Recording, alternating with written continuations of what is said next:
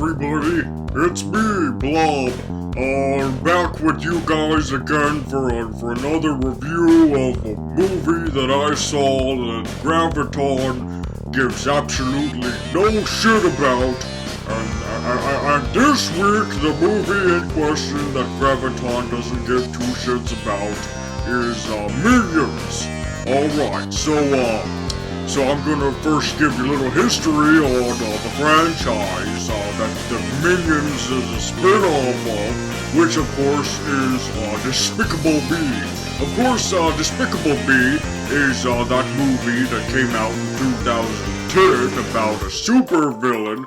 Oh shit! Wait a minute, that's what I am! I better take notes. Shit, I'm so ill-prepared. Let me get out my notes. Okay, there, I got my notes. Super villain, and he has minions. That's what I need. I need minions. I'm gonna write that down. Minions. There. Okay. So yeah, he's got a bunch of minions that are like these little yellow guys that look like little yellow testicles. And the yellow testicles, oh man, they better get that checked. But anyway, the yellow testicles serve this supervillain. The supervillain, of course, is a Gru who looks like the penguin if he had cancer.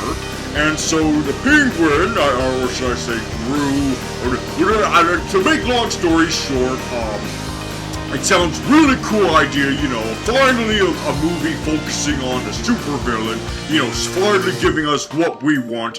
And instead, they're like, oh yeah, he's a supervillain, but the catch is that he has to raise a bunch of little girls. Oh damn it! Why'd you have to make it so uninteresting by adding a bunch of little girls? So anyway, that's the whole plot of the first movie. Then the second movie, it's all about him becoming a secret agent for the good guys now. How could you do that, Gru? You were the chosen one. Okay, you weren't the chosen one, but still, I have the higher ground. So yeah, and the minions turned into purple Muppets for some reason. But anyway, so yes, so they lost me, and instead I had to rely on a Megamind to get my fix off of animated supervillainy that actually focused on the supervillain. Until right at the end where they made him a superhero. God damn it, this keeps on happening. But anyway, what brought me back into some confidence in this franchise was that they were finally gonna focus on the supervillainy, and they were gonna have no choice but to do that because this was a prequel. Yes, a prequel to Despicable Me's 1 and 2. Yes, it was a prequel to them, and I was like, oh yes, fuck yeah! Now we're gonna see Groot when he became evil. Oh wait a minute, the movie's not about him. Then who the fuck is it about? Oh, it's about the minions. Oh, now I'm not too annoyed by the minions. Everyone accuses the minions of getting way too popular, way too fast. They're freaking everywhere. They're in vending machines, they're in McDonald's toy meals, cursing up the store. They're everywhere. They're at the theme parks. They're in Orlando in more than ways than one if you watch this movie. Oh, anyway, they're fucking everywhere. And so, however, I don't mind them because they represent a type of innocence, you know. Well, of course, they're not literally innocent because they're, you know, always doing mischievous stuff, you know, beating the shit out of each other. But still, they represent a particular type of innocence, which is, you know, away from the dark seriousness of other movies and whatnot, and just trying to be, you know, just having some kooky fun stuff, you know, kooky fun hijinks.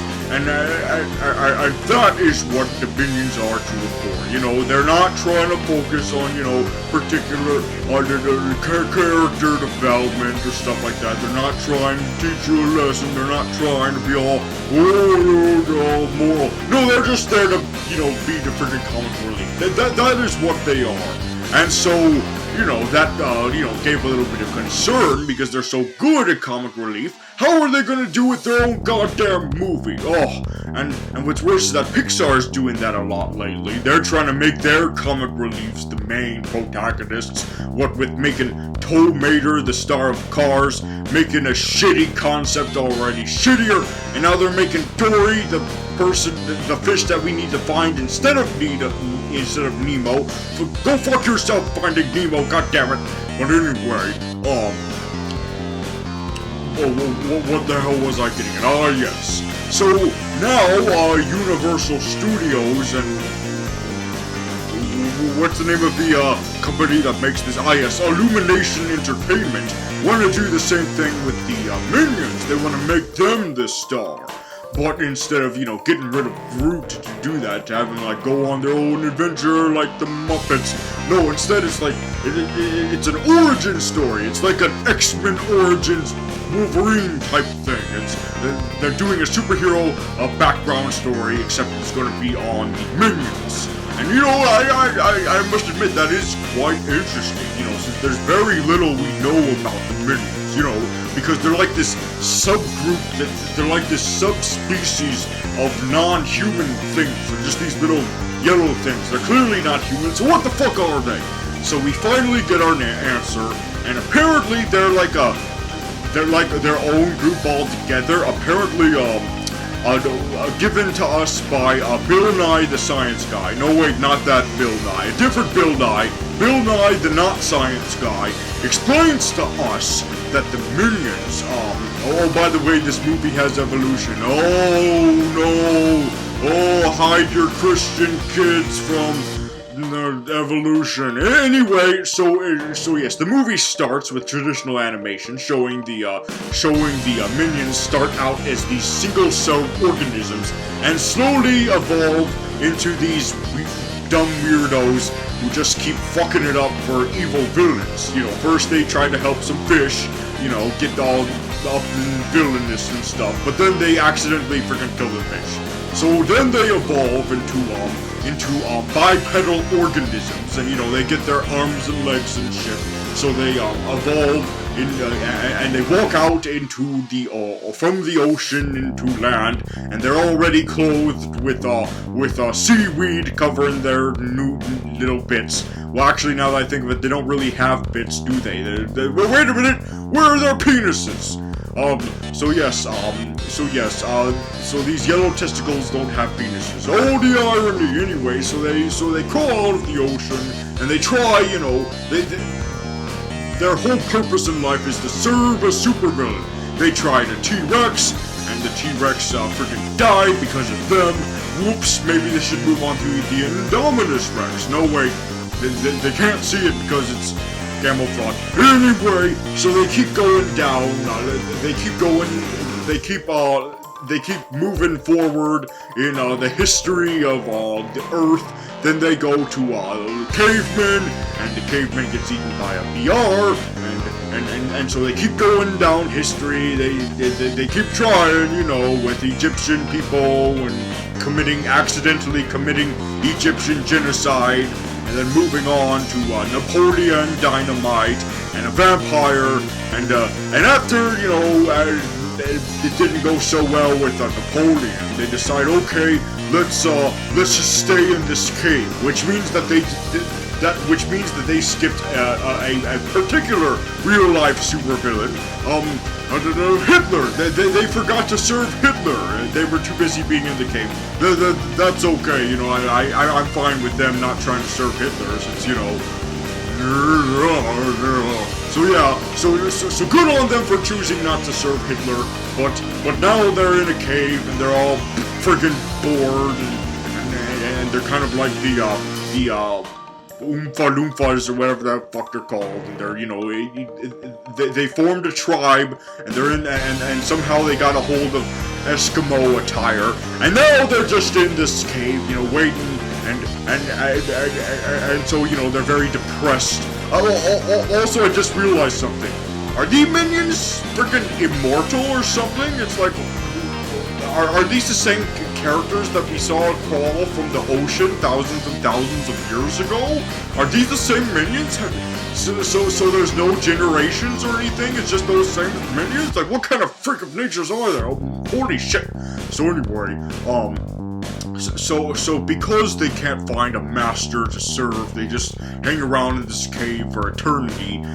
But then one of the minions, a skinny minion by the name of Kevin, by the way, even though they've been around for thousands and thousands of years before mankind, apparently they already came up with their own names, which are like normal American names, which is weird. But anyway, so Kevin decides that he's gonna go find a master, so he and some ukulele guy named Stuart and a little tiny rookie who just has a lot of, fire in his belly or whatever, is named Bob. So Kevin, Stuart, and Bob bravely offer to go look for a master for the other minions to all serve.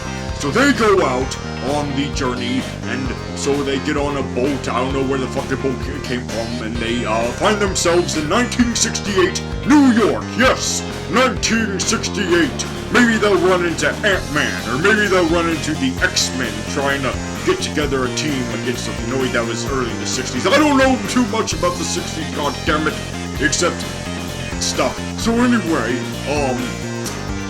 so then they find out about VillainCon. Yes, they find out about a secret convention held by supervillains. And it's only after a whole bunch of random 60s references, like the dating game show, the dating, whatever the hell that was called, dating game or something like that. By the way, that's gonna go way over the kids' heads on that. Way to only please the adults watching. Oh, by the way, I'm not saying that sarcastically. I'm actually like, good on you, because god damn it, do I freaking hate kids. Fuck you, kids! So anyway, no, don't fuck you, kids. It's just that, just face it. It's not that I hate kids. It's just that, Jesus Christ, they're so damn annoying. Damn it.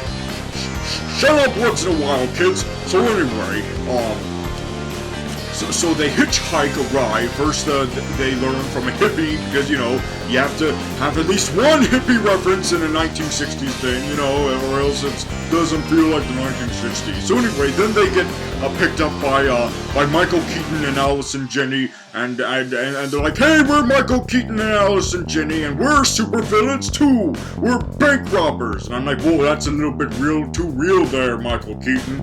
Oh, hey, weren't you just in a movie that criticized the superhero genre? You fuck. So anyway,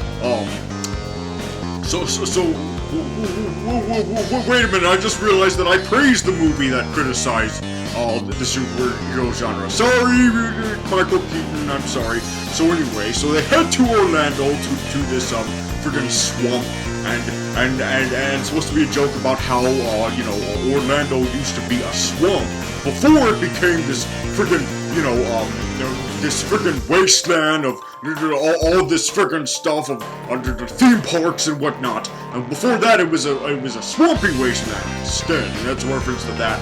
So apparently, Walt Disney is a supervillain. Hooray! So anyway, good on you, Walt. So under the swamp is VillainCon, and so there's a whole bunch of all kinds of villains, and there's also ones randomly dying. By the way, this is supposed to be a silly little kids film, and yet, Jesus Christ, the body count in this movie is high. There's like random people dying left and right in this movie, and it's all comically too, like, Jesus fucking Christ. Good on you, movie, good on you, movie, for traumatizing the kids. Because they need to be traumatized in order to accept the more realistic traumas that they're probably going to go through later in life. So anyway, so then we get a very, very brief cameo of Gru. Very brief. Not even completely sure it was him. Aw, come on, movie. I want my Gru. Oh, well. So who is the master that the minions are going to serve instead? Why, it's none other than Sandra Bullock! Yes, Sandra Bullock was a supervillain the whole time. I knew it! I knew she was a supervillain. It's too good to be true with, like, her recent return to good movies instead of doing shit after shit after shit. So Scarlet Overkill is her supervillain name, and she is offering a business position, and that business position is new minions. And after a whole bunch of slapstick with a whole bunch of different, all kinds of supervillains, and one of them being a cross-dresser, hey, I don't judge. So anyway, but after all of that, the minions happen to use their random shenanigans to be the ones to prove themselves worthy. She's like, okay, you're my minions, whatever the fuck you things are. So, she brings them over to London, where she shows them her hipster husband, John Hamm. And John Hamm is like, hey, people were really disappointed in the finale of my show, but that's okay, because at least I'm still in the 60s. Yes, apparently Mad Men cast members cannot escape from being in the 1960s, like how Emma Frost stayed in the 60s after she left the show, and I'm still in the 60s too after leaving the show, because I'm in this movie. Far Out, man, groovy, dude. I guess it's John Hamm, like, trying to, make up for having to repress from trying to be a stereotypically 60s on the show, Mad Men, and now he's just letting it all loose in here, being like, oh, Far Out, totally tubular, dude. Oh, man, crazy shit, man. Adam West Batman, yo. Star Trek really cheap, man. Oh, 27 Club creepy, dude. Oh, I might have said a couple things that were not 1960s, I'm sorry about that. But anyway, so their first mission to prove themselves as minions to Scarlet Overkill is to steal the crowd from the real-life Queen of England, Queen Elizabeth. And I'm like, hey, I know I know this takes place a while in the past, but shouldn't she look a little bit older than how she looks here? I don't know. Maybe I'm just used to seeing her as freaking old and dying. So anyway, so they go secretly steal the crown, not before hypnotizing a bunch of guards into getting into a musical number and exposing their bellies and exposing their long hair. I don't know why the fuck I'm mentioning that, but I don't know why the fuck the movie got into that either anyway, so there's that random musical number for whatever reason.